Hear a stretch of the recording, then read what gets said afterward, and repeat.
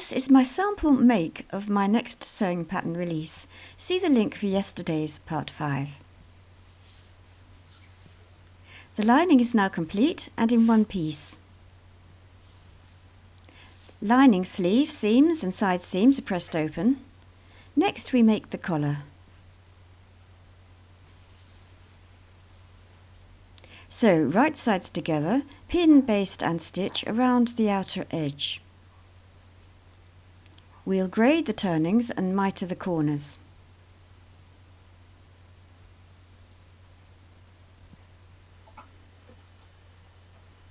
Pin, baste and stitch around the collar edge.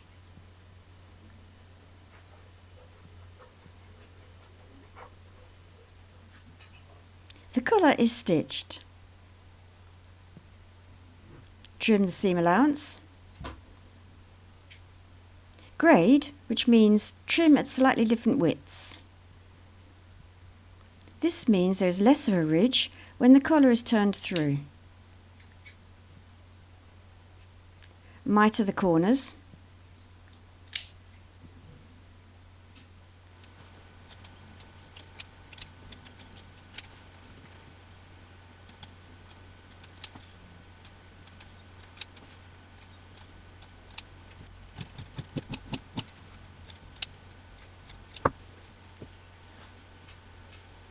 Turn the collar through.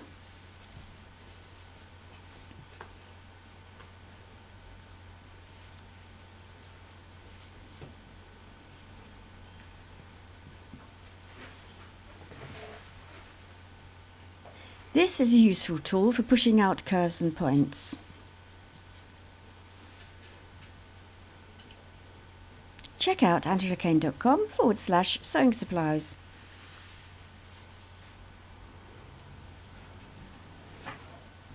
The collar is turned through and pressed. Pin and baste the raw edges together.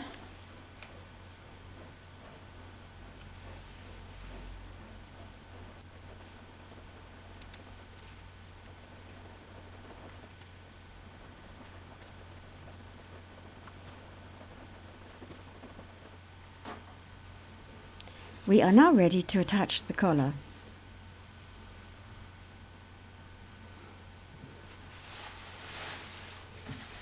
Turn the garment inside out.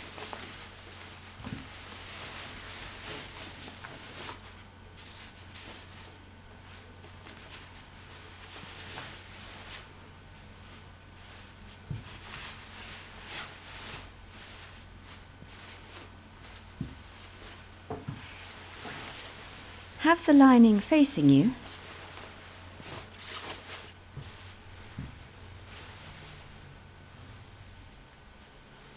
This is the faced side of the collar. This is the undercollar. Match centre backs.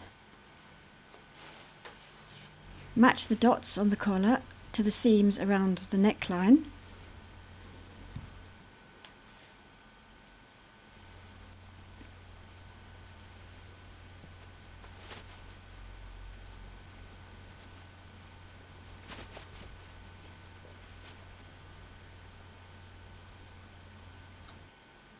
The front collar lines up with the front fold of the jacket. Continue across the other side. Baste securely.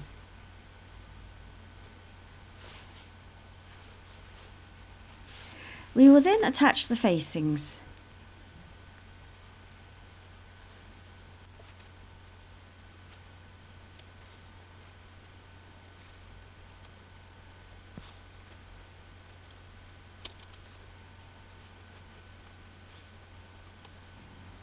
So the collar is attached.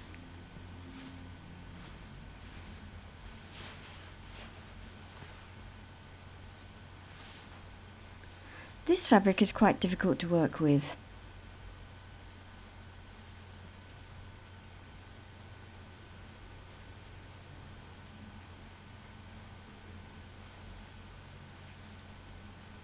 I think it would be better to press the raglan sleeve seams open to better distribute the bulk.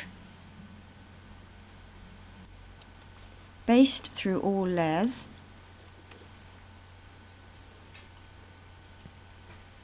This is now machined. Trim away as much bulk as you can at the seams.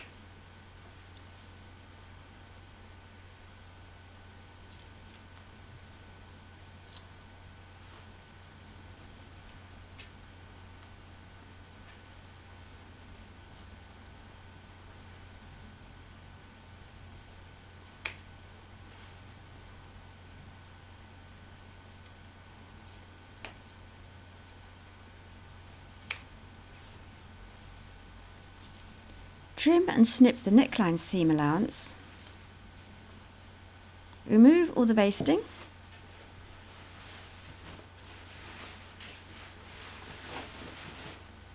Turn right side out.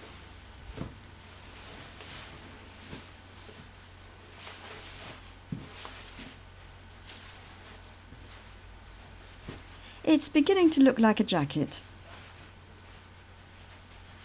I love this style of collar, especially when it's buttoned up high like this.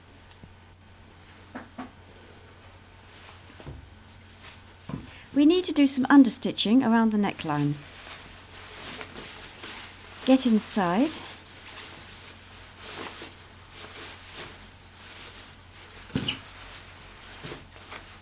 And machine the seam allowance to the facing. Just machine as far as you can go.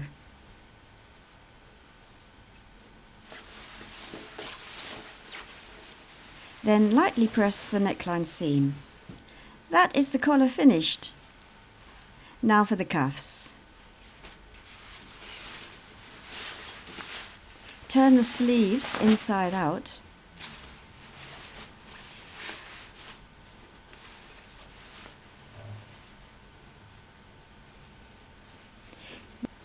We will be folding up the cuff depth and stitching the hem. Firstly though, we need to trim away some seam allowance here.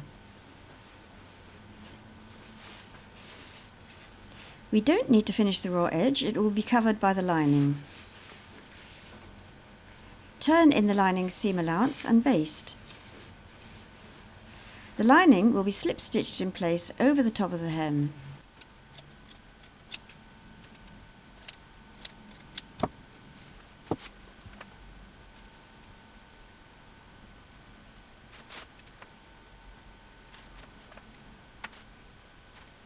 Hand stitching this cuff hem is a lot easier than machining, particularly with this heavy fabric.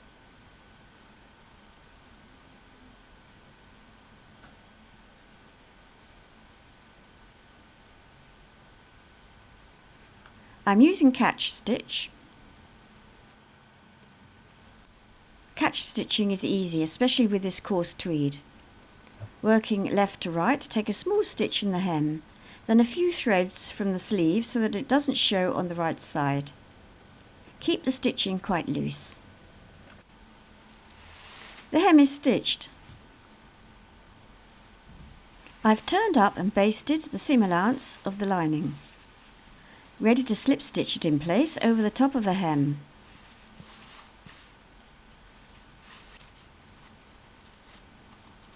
Pin in position all round.